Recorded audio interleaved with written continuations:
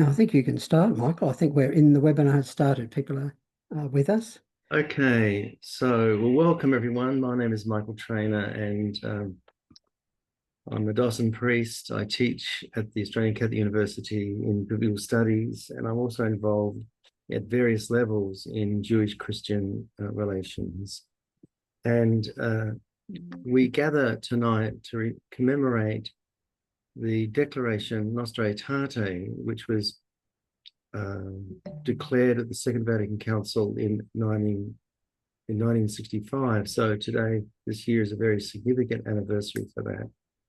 So our presenter tonight is Stephen Downes. Stephen is the chair of the Adelaide Diocesan Ecumenical and Interfaith Commission. I've known Stephen for a few years, happily to me add.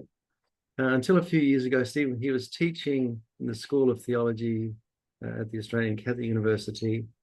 And before that, he taught theology in and for the Archdiocese for many years.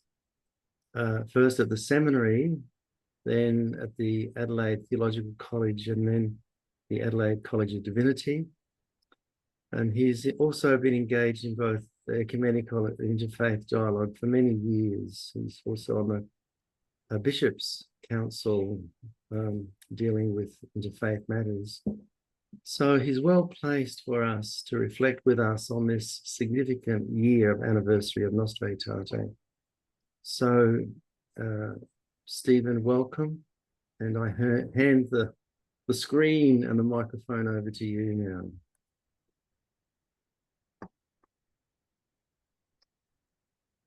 Well, thanks very much, Michael.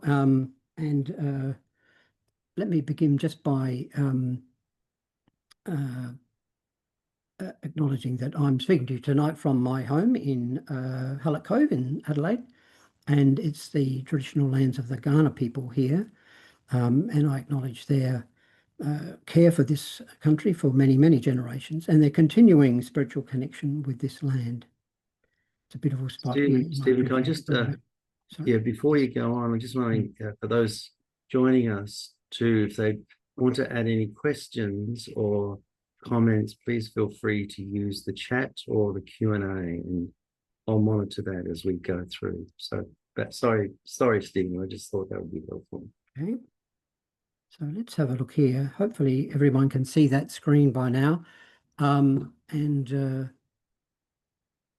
Yes, so they can. It looks like it. So as Michael said, we're looking at celebrating tonight the 60th anniversary of Nostra Aetate.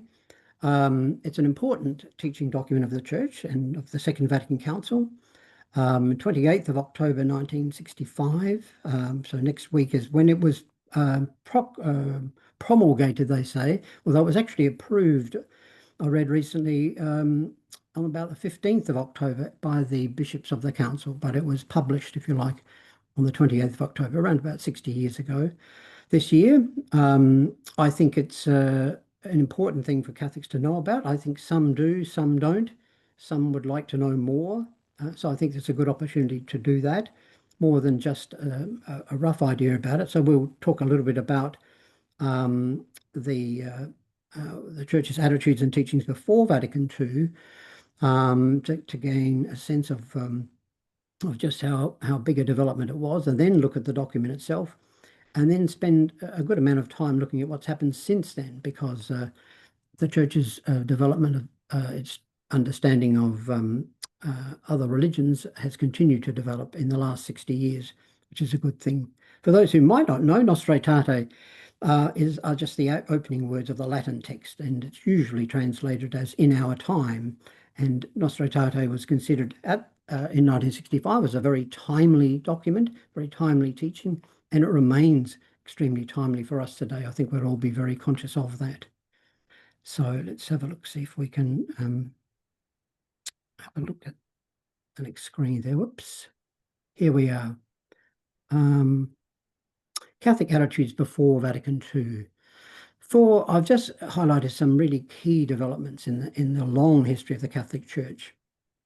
For early Christians, I'm thinking now especially about the 100s, just a little bit past the times of the composition of the New Testament, but in the early 100s, Christians had at least two very profound beliefs. One is that Jesus is the unique and universal Savior, and at the same time, a belief that God's will and God has a will and plan to save all women and men.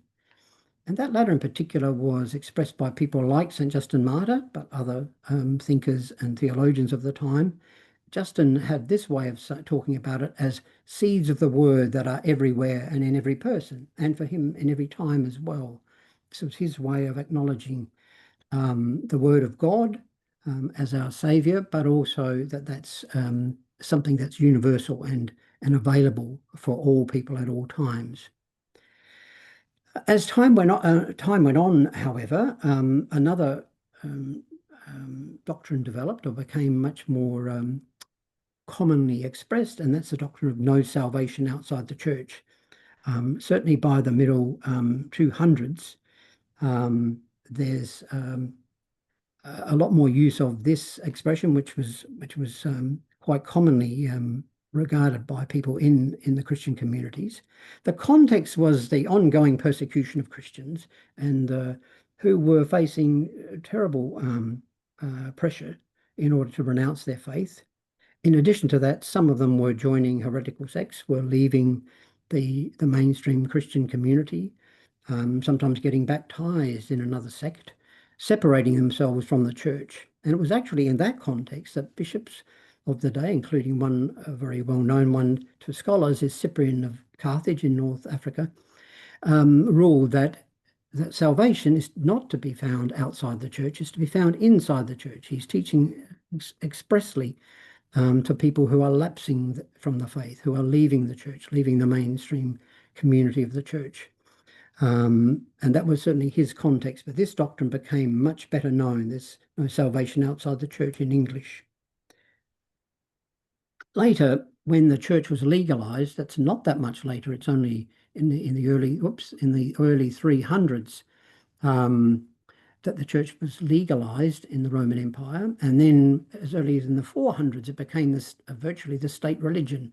And it was this doctrine, this no salvation doctrine, that was proclaimed and even enforced, and sometimes enforced lethally if necessary. It's not just for those who left the church, but to all people who did not embrace Christianity. It certainly included Jews who were branded Christ killers and they were subjected to increasingly institutionalized discrimination and persecution. It's the very beginnings of a very dark, in some ways, a very dark stain, basically, on Christian teaching with regard to the Jews, but more generally in terms of its exclusion of other people from salvation. By the time we reach the Middle Ages, the church is well and truly ensconced with the temporal powers as well and asserting its own authority. We're talking now about the, say, period of 1200 to 1500. This no salvation outside the church doctrine becomes very formally elaborated by various popes. It's included in the statements and creeds of various church councils. So it's very much an official doctrine of the church by this stage and applied, as I say, to all who did not embrace Christianity. In fact, according to the creeds and requirements of the popes of the time, in order to have a chance at salvation, you must be baptized in the Catholic Church, must be a faithful Catholic, and must submit to the authority of the Pope. It was a very, very hard line approach that was being taken then.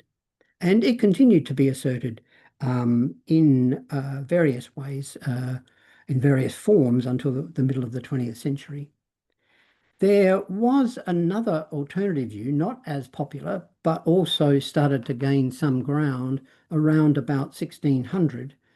And this is the notion of the possibility that theologians were posing, the possibility of baptism by desire. If you had to be baptized, perhaps in order to be saved, perhaps it was possible to be baptized by desire. They clearly, for example, catechumens, people preparing, formally, explicitly preparing for baptism, were in such a situation that would lead them to think, well, if they died unexpectedly before they got baptized, perhaps they could be saved. They also considered the possibility of people who might not know about Christ. And I mentioned the 1600s, a crucial date because it's around this time that the Europeans are discovering Asia and the Americas for themselves anyway, and discovering countless millions of people who'd never heard of Christ. Up until then, in this kind of debate, all they're concerned about are Jews and Muslims, really, and in the early years, the pagan Romans. But from 1600 on, at least then, they've become much more aware of millions of people who've never heard of Christ and never heard of Christ in an attractive way, put to them as a possible savior for them. So there's a lot of discussion about this in fact, for a few hundred years, really, and with varying degrees of optimism, if I can put it that way. Some are quite pessimistic about it, very strict conditions which might apply, but this is to a large extent is speculation, theological speculation, but it was very strong for quite a while in the church, though it did have some pushback as well. Some people who thought it was too lax, too generous, too optimistic about the possibility of people who had not been baptized being saved, but it was there. It eventually was picked up to some degree by popes. Pope Leo the Ninth in the middle of the 19th century, and then about 100 years later, Leo the 12th in the middle of the 20th century did consider it at some length, though they didn't reach much of a conclusion, except that they conceded that it was possible. We had to leave open the possibility of baptism by desire. They saw this, though, as part of the um, the doctrine of no salvation outside the church, but but it was possible, or at least it seemed that we needed to be open to that possibility and not to rule it out altogether. And that was Catholic teaching, basically, before Vatican II. We're talking about the 1940s and 50s. Pius the 12th was Pope. If that's the case for, over 1500 years, in fact, nearly 2000 years, we need to ask them what might trigger reform of this view in the Catholic Church. And that's a very curious and interesting and very important answer to that question. I might just move that so you can see that a little bit there. In the early 1960s, well, Pope John the 23rd is the Pope who called the Second Vatican Council, and he announced it in 1959, and effectively they started working on it then, actually, even though they didn't start sitting until 1962. But in early 1960, he had a meeting with a Jewish historian and a founder of a Jewish Christian Friendship Association by the name of Jules Isaac. He was French, so we pronounce it Jules, and Jules Isaac, who had written about Christian teaching of the Christian teaching of contempt for Judaism throughout the ages, is how he put it. And he was greatly concerned as a Jew as to how this had contributed to the entrenched anti-Semitism that provided fertile soil for the policies of Hitler and the Nazis, and ultimately led to the Holocaust. He wanted Pope John to look at resetting, changing the church's teaching with regard to an attitude towards the Jews. And Pope John was very receptive to that, very sympathetic, not least because during the Second World War, he had been a papal diplomat in several countries and had first-hand knowledge and experienced contact with Jews who were trying to escape what they knew to be the Nazi extermination program. So he asked for some work to be done on this as early as 1960. It wasn't originally planned as a proposal for the council. That came later, after quite a few years of work on it, a lot of study. There was meetings with Jews and Jewish associations. The American Jewish Council was very prominent. The World Jewish Congress, I think it was called, was very heavily involved. A number of famous Jewish and prominent Jewish thinkers and theologians were involved. One of them, some of you may have heard of, was Abraham Joshua Heschel, a Polish-American Jewish rabbi and scholar, was very heavily involved. A number of prominent Catholic theologians who'd worked for years on Jewish Christian relations were involved. And eventually they suggested that it be put to the Second Vatican Council, that it be part of the Second Vatican Council, perhaps as an appendix to one of the other other documents. But in the end, it was, as we'll see, it was combined with some other considerations of the church's attitude towards other religions in a bigger document, a broader, more inclusive document. But the starting point for it, and in fact still the main thrust of what becomes Nostra Aetate, was Catholic attitudes toward and Christian attitudes towards Jews. There's a very unexpected start in some respects. Now, to move on to Nostra Aetate itself, it's the shortest of the Second Vatican Council's 16 documents. And as I said, work on it in a way began in 1960, formally within a few years of that, and then throughout the period of the council was sitting from 62 to 65. It wasn't approved until late in 65, so it was one of the last ones to be, and it went through 5 drafts. So there obviously was a lot of discussion, a lot of disagreement, a lot of concerns raised. But in the end, 96% of bishops approved of it, which is extremely high. There were nearly, I think, something like 2,200 bishops, something like that there. You can see a little picture of them there. And 96% of them approved of it. So it was a very successful one, but it was perhaps different from what the Jules Isaac might have thought about himself. He had died by that stage. I think he died a few years after meeting John the 23rd in 1960. So if we move now on to Article 1, it's in 5 articles, which are kind of sections, small sections. It's actually only about 1,600 words long in English. It's a bit shorter in Latin, I believe. And it's divided up into 5 articles, and most of the articles have 1 or more paragraphs in them, depending on just how long the article is. So it's actually only in a paperback, it's only 3 or 4 pages long, really. It's a very short document. Article 2, oh, sorry, I jumped on. Article 1 is about the unity of humanity, the world becoming a global village. This is a term that was coined in the early 1960s. And it was becoming much more, people were becoming much more aware of the world because of communications, apart from anything else, and travel and the like. Article 1 also notes that religion has been important for many people and sees that this was a timely occasion, a timely opportunity at the council for the church to reconsider its relations with other religions. So that's Article 1. It's quite short. Article 2 is a good deal longer. I'll just move that back up there. It's oh yeah, oh no, maybe it's better down there, sorry. So it begins Article 2 with religion, noting that religion emerged out of the long history of humankind.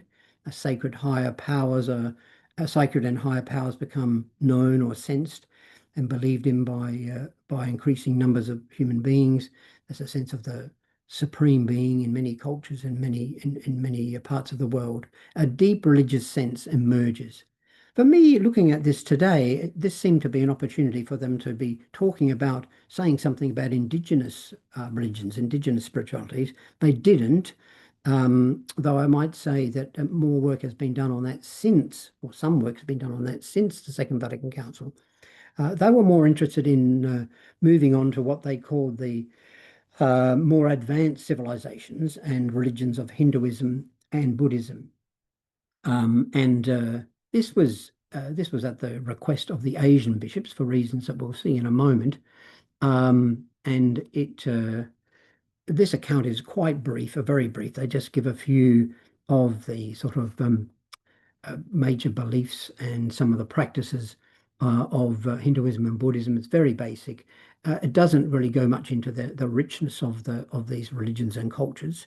But again, more work has been done on that since. We won't have a chance to say much about it more, but a lot of work has been done, especially in countries where those religions predominate, like in India and Japan, for example. A great deal of work has been done on Christian Hindu and Christian Buddhist dialogue since then, but it at least gets mentioned in Article 2 at the Asian bishops' requests.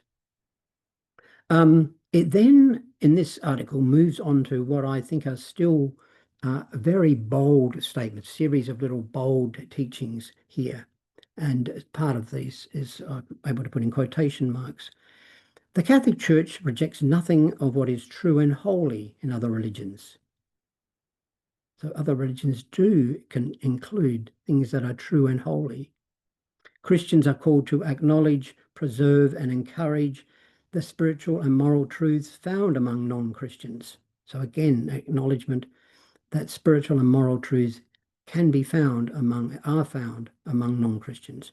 And this, together with their social life and culture, needs to be acknowledged, needs to be preserved and encouraged. So this is actually, in some ways, almost ahead of its time, a recognition of the importance of our social and cultural lives as a broader context within which religions are maintained by people, are followed by people.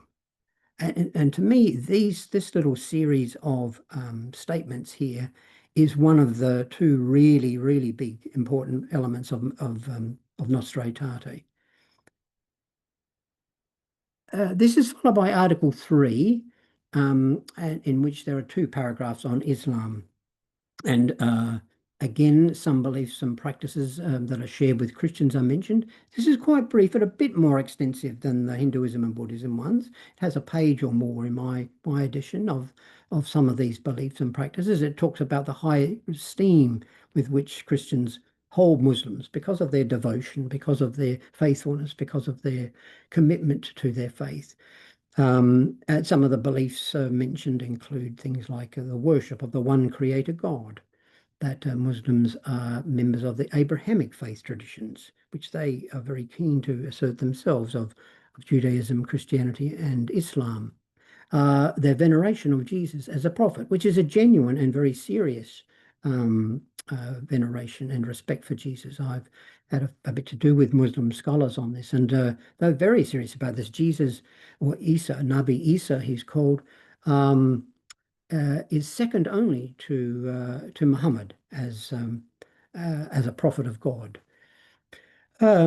This article also then talks about the need to promote peace in contrast to the past hostilities. Not about fully, but it acknowledges that there has been a lot of animosity, a lot of hostility between Christians and Muslims. Indeed, they don't mention the Crusades, but they don't need to, perhaps. This paragraph, or this article, I should say, is very strongly requested by the bishops from Arab countries. This is a reason why, in a way, why Nostra Aetate did not stick with just Jewish-Christian relations, because the context here is the Arab-Israeli conflict. This is less than 20 years after Israel was founded. There's great tension and indeed flare-ups of conflict in the Middle East. And the bishops from Arab countries are very fearful that if the council is to say a lot of very positive things about Jews, that this will be taken as the Catholic Church supporting and promoting Israel. And this will make their lives very, very hard as a consequence. So they very strongly urged, and the council as a whole did decide to include some consideration of Islam and Muslims in Nostra Aetate. And it's the second longest one, the treatment there. The longest by far, though, is Article 4, which is about a third of the whole document, is devoted to Judaism and the relations between Christianity and Judaism. And here I've got a few quotes as well. The first one is that Christians and Jews have such a common spiritual heritage. In fact, it's a unique relationship. A lot more work has been done on this since the council, but it is acknowledged there that they put it in a way, it seems quaint for me reading it. They mention how the apostles were of Jewish descent. We would say much more openly now, and that Jesus, his mother, his family members, all his early disciples were Jews, were practicing Jews, and they remained Jews for the whole of their lives. And the followers of Jesus maintained, or at least some of them maintained, contact with the Jewish community for several hundred years before there was a genuine split from them. So it's a very a very common spiritual heritage. We have the books of the Torah, and the Tanakh, the Jewish scriptures. We feel that we share with them. So there's a lot of commonalities with us. The council then talks about, again, this is their terminology. They talk about the ancient covenant, that's God's covenant at Mount Sinai with the Jews, through Moses. But the ancient covenant has not been revoked or replaced by the new covenant. I'll come back to this. This is very important. This is a major, major difference, because up until then, the opposite was commonly held and maintained by Christians throughout the ages, that it had indeed been replaced. We'll come back to that. Partly as a consequence of this, they can assert very strongly in Nostra Aetate that Jews are not collectively responsible for the death of Jesus, and they're not cursed forever. Again, very commonly thought that Christians were doing God's work by punishing the Jews for killing God, for being God killers, for the death of Jesus. They're cursed forever. And Second Vatican Council, Nostra Aetate, also calls for further mutual understanding and appreciation of Judaism and Jewish people, and calls on all people to engage in this and to join the church in this. This, to me, is the second really big development of Nostra Aetate, this teaching of Catholics or Christians and Jews. And this is a little paraphrase of some points made by the Jesuit scholar Michael Barnes, talking specifically about Nostra Aetate. And I think he puts it very well. This is a slight paraphrase and some quotations here. Nostra Aetate draws on Paul's letter to the Romans, chapters 9 to 11, which recounts the story of God's loving and redemptive care for God's people. Christians traditionally understood this term in terms of the replacement of the Sinai covenant. That is, supersessionism is what it's known as by scholars, that the new covenant superseded the old covenant. The council recovers Paul's conviction that God is constant and never abandons God's people, and insists that the Jews remain very dear to God. That's Paul's own term there, that the Jews remain very dear to God. This is a huge development in Catholic teaching about Jews and Judaism, which we might have a bit more opportunity to talk about later. Moving on to Article 5 is the last one, and it really just brings things to a close. It talks about all of us being called to treat others as sisters and brothers, that God is our Father. In heaven is a Christian term for that, or notion of that. And it says in part, foreign to the mind of Christ is any discrimination against people or any harassment of them on the basis of their race, color, condition in life, or religion. That might not sound particularly radical for us today, or even though we know it's still demanding, it doesn't sound a particularly radical thing to say, but the council bishops were very well aware that the church had and members of the church had very often failed in this regard.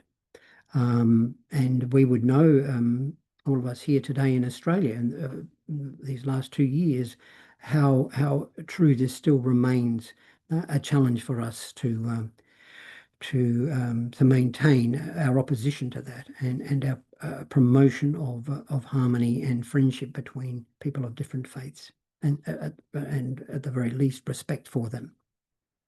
So that's the little review of the 5 articles in the Nostra Aetate. I want to talk a little bit now about the responses to Nostra Aetate here.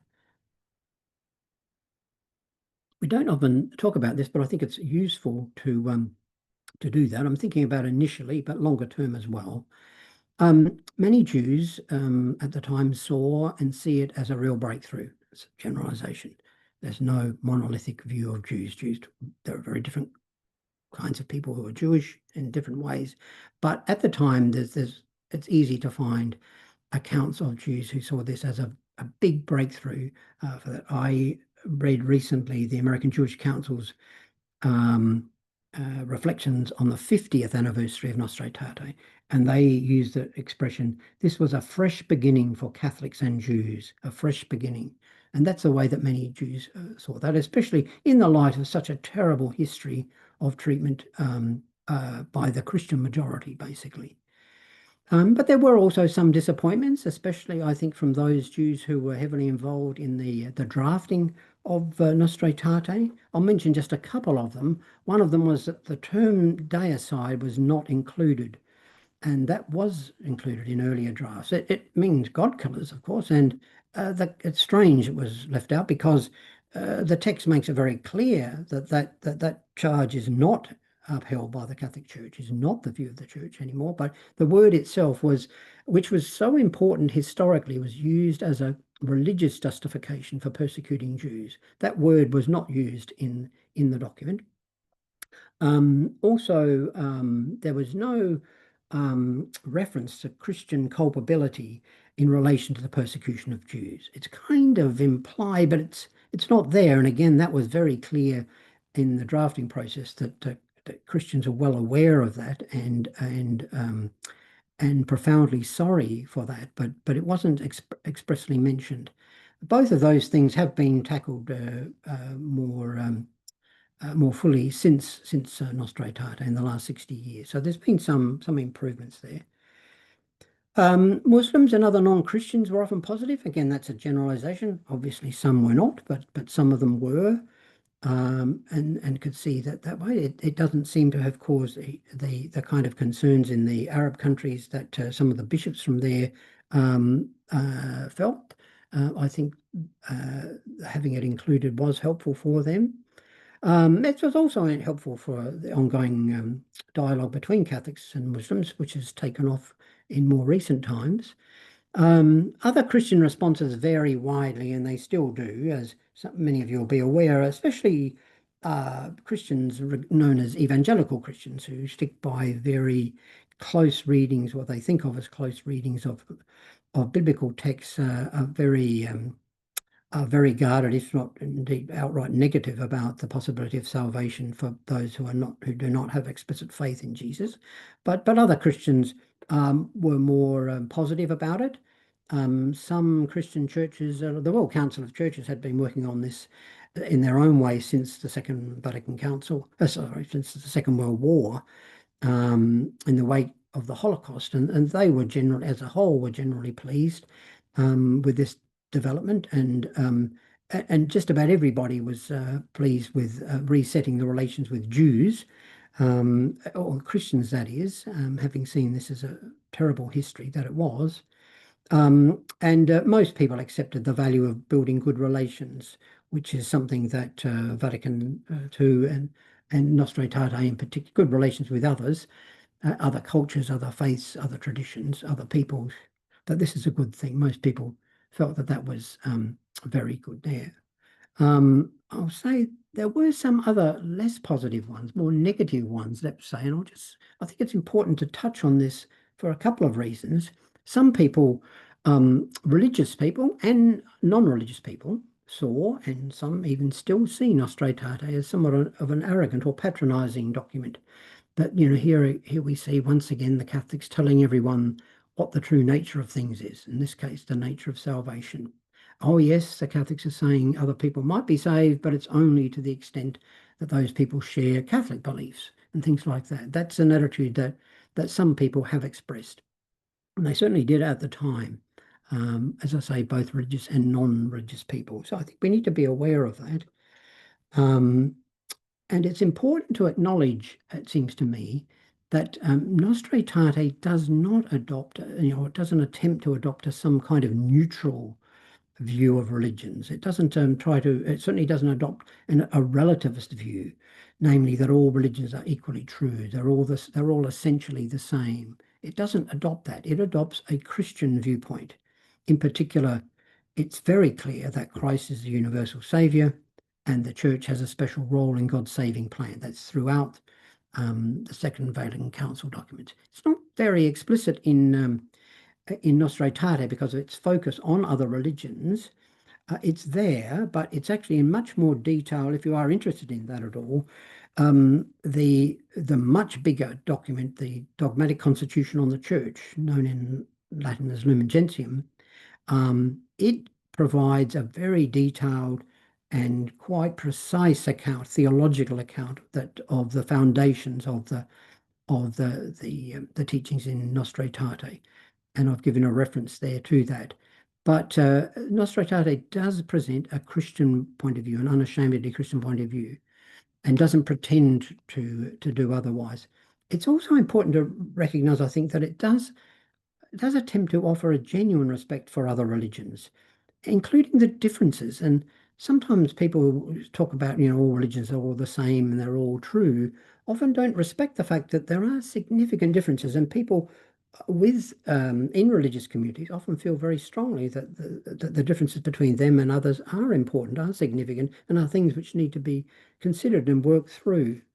Um, I think Nostra Aetate in Vatican II in general sees itself in relationship with other religions and with other people, not sort of standing out against them or above them, but rather in relationship with them. And it recognizes the importance of religion in people's lives. So I think it does achieve a great deal, but not what some people might have thought or might have hoped, basically.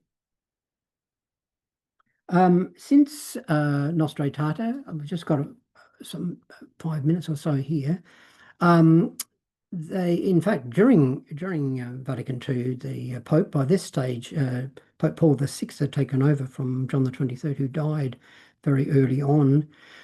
Set up what is now called the Dicastery for Interreligious Dialogue. It was previously known as, I think, the Secretariat, and then it became the Pontifical Council. In recent years, it's become known as the Dicastery. They're effectively, well, I think of them as Vatican departments or ministries, and it has been truly very active in promoting interfaith relations, and in all sorts of ways, not just in Rome, but throughout the world, has encouraged and they've helped to set up regional and bishops' conferences around the world. The Asian Bishops' Conference, for example, has been very influential in this respect, but others as well. They've also published a number of important documents. I've just listed two there, mainly because these two talk about the different types of dialogue, and we still find this very useful to distinguish between different types of dialogue. Dialogue of life, a dialogue of action, dialogue of theological exchange, which is what most people think about when they think dialogue. They think it's about theologians, scholars meeting, but it's only one type of dialogue, and the dialogue of religious experience. These are all important and all valid and all necessary according to Catholic Church teaching now and its encouragement for people around the world. The Australian Bishops' Commission for Christian Unity and Interreligious Dialogue, Michael referred to that. He and I have been members of that for a little while now. And it also produces, it's the local regional version of that, if you like, and it produces its own documents. A couple of years ago, produced a very good document called Walking Together, Catholics with Jews in the Australian Context. And it also, the Catholic Church also, I'll just move this out of the way so you can see that lovely sculpture there a bit better. Is not a Catholic body. It's an ecumenical one. It's Jewish organizations from around the world with Christian organizations from around the world meeting. And this began soon after the Second World War for obvious reasons, I think. It was actually called an emergency meeting, basically, that was set up in Germany in 1946. They began work on this, and they've been working ever since. And there are national and local, there's a state council as well. So the Catholic Church supports that very heavily. Michael Train has been very heavily involved in that for many years. I'd also mention Pope Francis has been in dialogue himself with Muslims. And there's an example here was a few years ago with the Imam of Al-Azhar. I won't give him his full name. Al-Azhar is a big mosque and university and religious center in Cairo, and the Imam there is seen as one of the sort of leading figures in Islam throughout the world. They don't have a hierarchy like we do in the Catholic Church, but he's seen as a leading figure. And together with Pope Francis, they authored a document called on Human Fraternity for World Peace and Living Together. So it was very important. I just mentioned this is one of my favorite interfaith sculptures. This is a picture of a sculpture by Pauline Clayton. It's just called Joseph. It's in the St. Francis Church in Melbourne in the CBD in Lonsdale Street there. It's a wonderful picture of Joseph with Jesus, and he's wrapping Jesus in the prayer shawl, and they're reading from the Torah scroll. Perhaps he's teaching Jesus how to read and recite from the Torah scroll. It's wonderful that we're able to have such a thing now in our churches. It's one that embraces the Jewishness of Jesus in this way. Um, a couple of popes have been very influential. Peter Fan, who's a Jesuit who does a lot of work in this area, said in one of his works that Pope St. John Paul has made more of a contribution to interfaith dialogue than all the popes before him, basically. And he did so through some writings, which we'll mention in a moment, but also through a lot of big, powerful gestures throughout the course of a long papacy of over 25 years. So there's a list of firsts there. And these are all very important. They may not seem very much on the surface, but they're important in terms of in the impact that they have on people. So he's the first to visit a Buddhist temple, the first to enter a first pope since Peter is the way they put it, to enter a synagogue at all in 1986, and that's him at the synagogue in Rome. He's the first to address a big assembly of indigenous people. I remember him coming to Alice Springs in 1986 and gave a wonderful homily in which he talked about his belief of the Holy Spirit being present in the dreaming of the people who were listening to him there. He engaged with Hindu spirituality first to pray at the Western Wall of Jerusalem. I think all the popes since him have now done that. He was the first to enter a Muslim mosque. It was a bit controversial, actually, for some Muslims in Damascus, it was, in Syria, in 2001. And he also, in 1986, assembled world religious leaders to pray for peace at Assisi. And ever since, all the popes since him have maintained that tradition there. He wrote he wrote a lot of encyclicals. Several of them, although they weren't expressly about or focused just on interfaith religious dialogue, they did include some very important stuff on principles and theology of that. In particular, he developed the Second Vatican Council's rather vague and general references to the work of the Holy Spirit. And I've summarized it here just in using some of John Paul's own expressions here. The activity of the Spirit was a consistent theme of Pope John Paul II. In the lives, the Spirit is in the lives of religious believers and in their traditions, in every authentic prayer, in human values and virtues, in the spiritual riches of the world's religious traditions, in the dialogue and encounter between members of religious traditions. So this has helped us to understand theologically, if you like, how we can acknowledge the value and importance of other religions, but through the work of the Spirit in terms of our theology there. Pope Francis has continued to work on that as well. And many of these gestures traveled a lot. I mentioned that he was the first pope to visit the Arabian Peninsula, Iraq, in 2021 during COVID of all times. And actually, to me at the time was unbelievable. He met with the Grand Ayatollah Ali al-Sistani in Iraq. Was quite extraordinary. Both two by that stage older men coming together there. He very importantly, he shifted the focus, or sort of started to shift the focus away from the theology of religion and salvation to what he called a dialogue of fraternity. Pope John Paul's dialogue was focused heavily on the Spirit, the Holy Spirit. Pope Francis has been the dialogue of social friendship, and he talked about this in a very wide-ranging encyclical called Fratelli Tutti, you've no doubt heard about, brothers and sisters all. It's much wider than just interfaith dialogue, but it includes interfaith dialogue in important ways. It's important to say that Francis, in one of his early exhortations, The Joy of the Gospel, formally and very fully accepted the teachings of Nostra Aetate on interfaith dialogue. But he became much more plain speaking in his own ways of dealing with this in public, especially in the last couple of years of his life. And so I've got three little quotes here. The picture is from Jakarta. That's him meeting the Grand Imam of the major mosque in Jakarta. in 2024. And the quote is when he's talking about what they refer to as the tunnel of friendship. It's a tunnel that runs between, it's long been there, between the mosque in the major mosque in Jakarta and the Catholic cathedral there. It actually joins up the car parks. And he had this to say about that. This passageway allows for encounter, dialogue, and a real possibility for finding and sharing a mystique of living together, of mingling and encounter. I've highlighted the word encounter because he often uses this word instead of dialogue. For him, it's a much more personal word than that.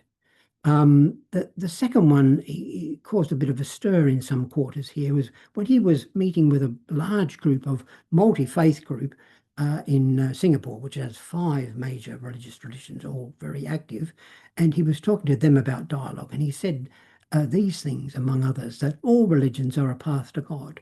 They are, he said, like different languages in order to arrive at God, but God is God for all. And finally, a bit more formal statement, but still in plain language, in Fratelli Tutti, dialogue between the followers of different religions does not take place simply for the sake of diplomacy, consideration, or tolerance. The goal of dialogue is to establish friendship, peace, and harmony, and to share spiritual and moral values and experiences in a spirit of truth and love. It's many scholars in interfaith dialogue think this will become an increasingly important way of talking about dialogue in the years to come. I'll just add a little bit here about dialogue and synodality. It's just to note that synodality is one of Pope Francis's other really um, big themes that he liked to promote. And dialogue and synodality are very intimately connected. This is from the final document of the Synod on Synodality of a couple of years ago. And it's talking about the people of God being in the world and for the world. They walk together with all the peoples of the earth. And that's what synodality is, walking together, in this case, with all the peoples of the earth, in dialogue with their religions and their cultures, recognizing in them the seeds of the word journeying towards the kingdom. Seeds of the word is an expression, we now know the origins of it, that's been used quite commonly since Vatican II and since Nostra Aetate there. Pope Leo, we don't know so much about him yet. He seems to be following on in many respects from the work of Pope Francis. I'll just share with you here part of a prayer that he released and offered and wrote for the month of October. It's a prayer for collaboration among religions, which tells you something about his thinking here. And that's a picture taken in 2001, St. Francis Xavier Cathedral. I'm sure you'll recognize a few of the Catholic people in that one. And I know at least some of the others as well, but that's 2001. I think it's one of the first multi-faith services that I attended myself here in Adelaide.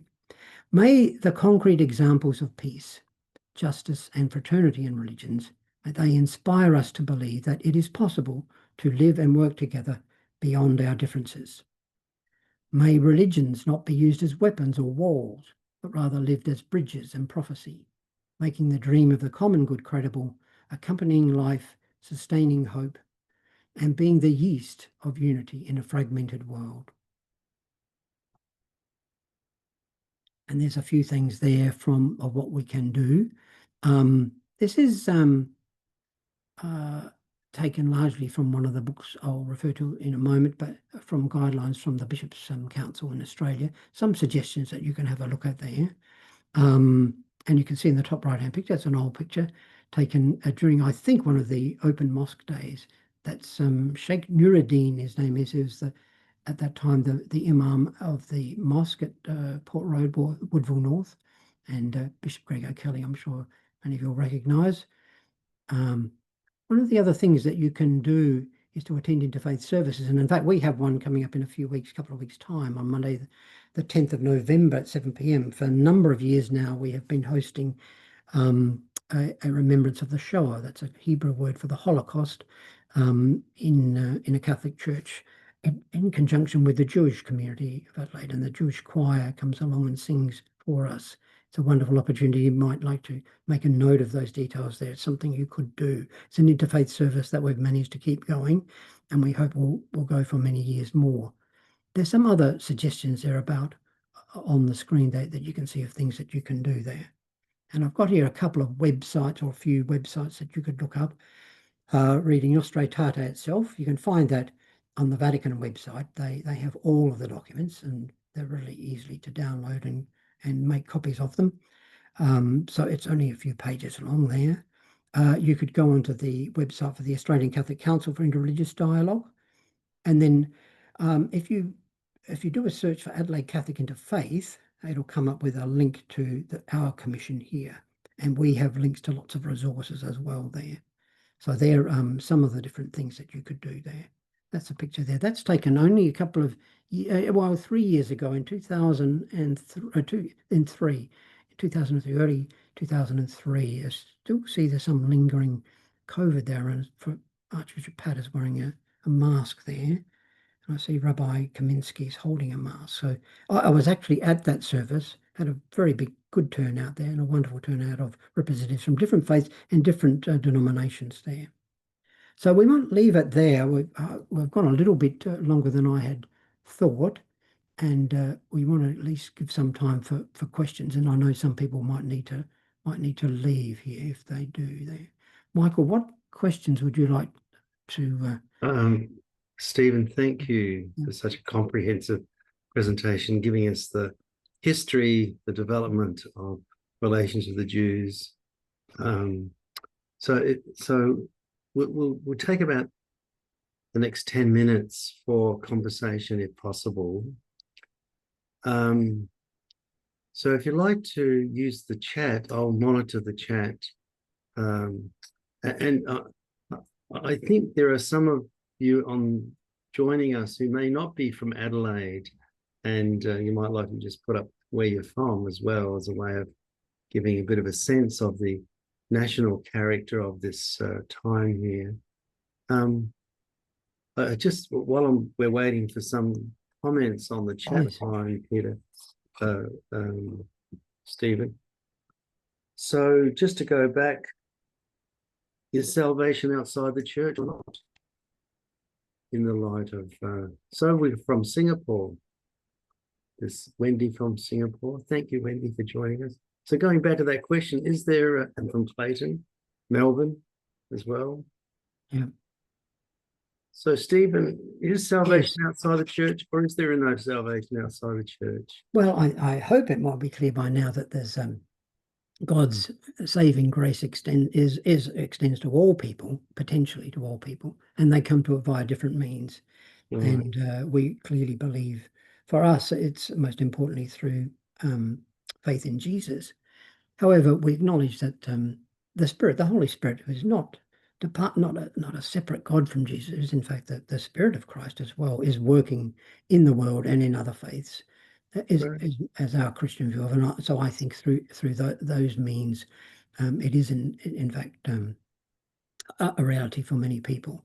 That we can at least safely say that, I think, without too much trouble. Now, I think Nostra Aetate was sort of putting some toes in the water, or a foot in the water, basically. But I think we've come a lot further than that since then. Yeah. Mark and Michelle from Norbury, Sydney, welcome. Yep, good. No questions for people yet, but you might need to take a little bit more time. So Philip says thank you to you, Stephen, for in-depth explanation. And this presentation is being recorded and can be shared. So so there'll be notification of the recording and how to access it later. And so see that there. I see that's a note from Philippa Rowland, who's having to leave now. I spoke with her just yesterday. She is the president of the Multi-Faith Association of South Australia, and is herself a Buddhist, not a Catholic. She has a good working relationship with us. So that's nice to have there. And just to reiterate again, for those of you from Adelaide, we do have a shower commemoration. Stephen mentioned it on Monday at the 10th of November at 7 p.m. in the cathedral Yeah. here in Adelaide. So if you're able And to come, it'd be great. it may be people need more time to think and reflect, but I hope it seems from some of the responses in the chat at least that people have found it informative, which is helpful, I think.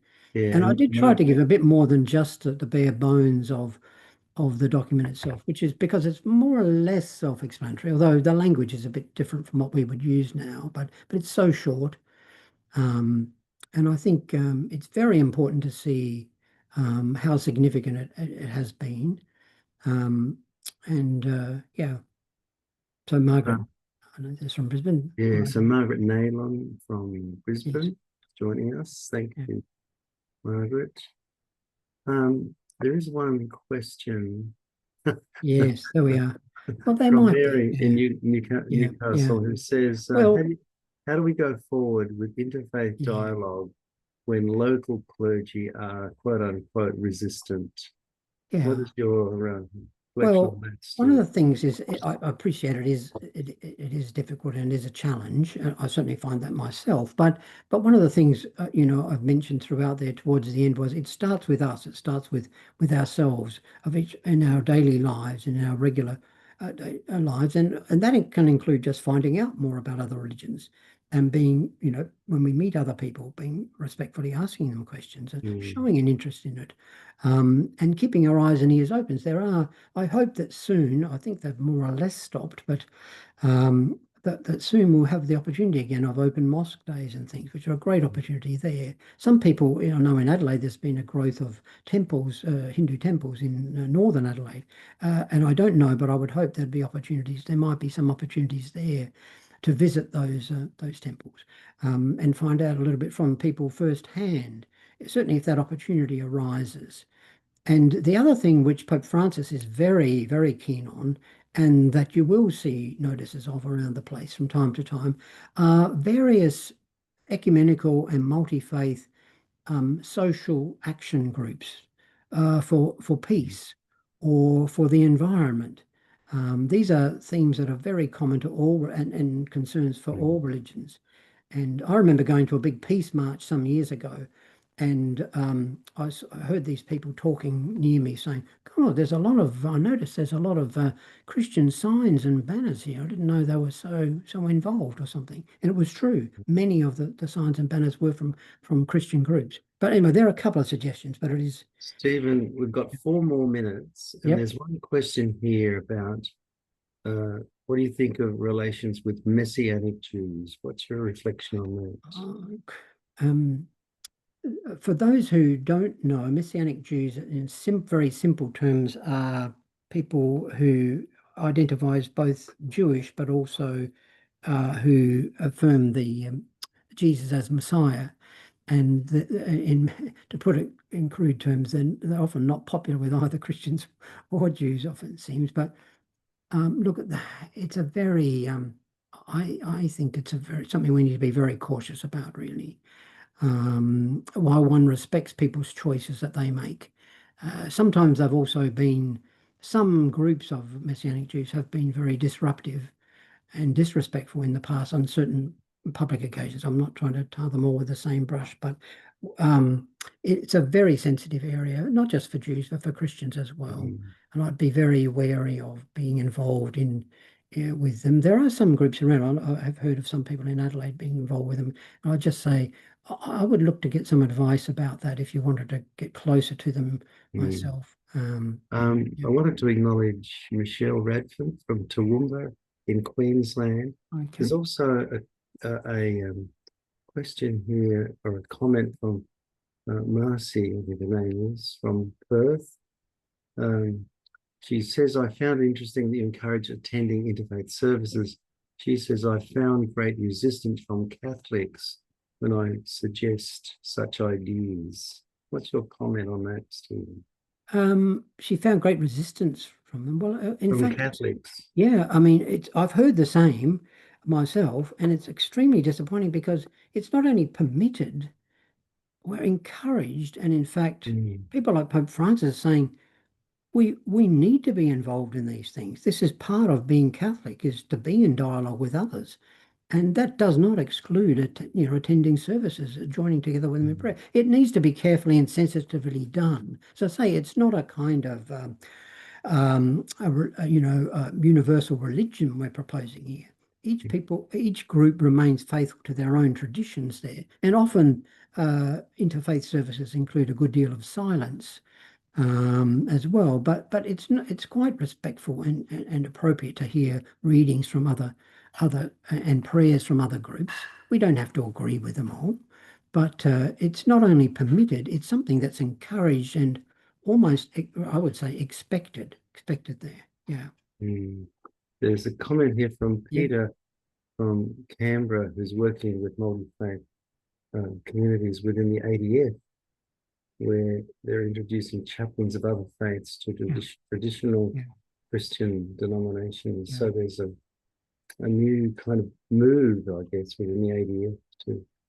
Do you have any comments about that more expansive role of religious traditions being chaplains to other I faiths? just that I'm. Yeah. Are you asking me, Michael, for that? Yeah.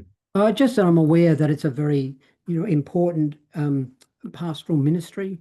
One of our colleagues here in Adelaide who's on the commission with us, Deacon Teeping Co, is a chaplain at Flinders Medical Centre, I know, and he's talked with us several times about the importance of the work that's done there, that people are very eager to have their faith recognised, both specifically but also just generally, that acknowledge that they are religious there. I think it's very important work, and and we need to be far more. I think in our society in Australia we have become more aware of the fact that the way that we've become more multicultural over time, with more Muslims, for example, and more Hindus in recent times, aware of the particular needs and issues that arise for different people from different religions and different cultures. So it's very Yeah. important work. Yeah. Stephen, thank you. We've come to the end of our time. Before I thank you, Stephen, I want to thank all those of you who have come on board, not only from Adelaide, but even as far Yeah. away. Wendy from Singapore, thank you for joining us. And from others of you around Australia, thank you. Yeah. And on behalf of all of us, Stephen, thank you for such a well-crafted presentation that's given us the context of the Nostra Aetate, which is a groundbreaking text, particularly with regard to Jewish-Christian relations, Jewish-Catholic relations, but also all those other elements in the aftermath that you've shared with, in the aftermath of Nostra Aetate, and all the other kinds of elements that are possible. So, Yeah. Stephen, on our behalf, thank Yeah. you very much. Great. Many And thanks, Michael. And just a thanks to Michael and Peter Vera for doing all the work yeah, behind the scenes as well, has made it possible for us tonight. So appreciate that as well. And appreciate those who've made the effort of coming. Also saying hello to some people who might have registered. I think there were more people registered and who might be looking to watch the recording. That often happens. So hello to those as well. And I hope this is a valuable thing for you too. Thanks yeah. very much, everyone. Stephen, And thank say you. good And night. thank you to Thank you, all of Peter. you.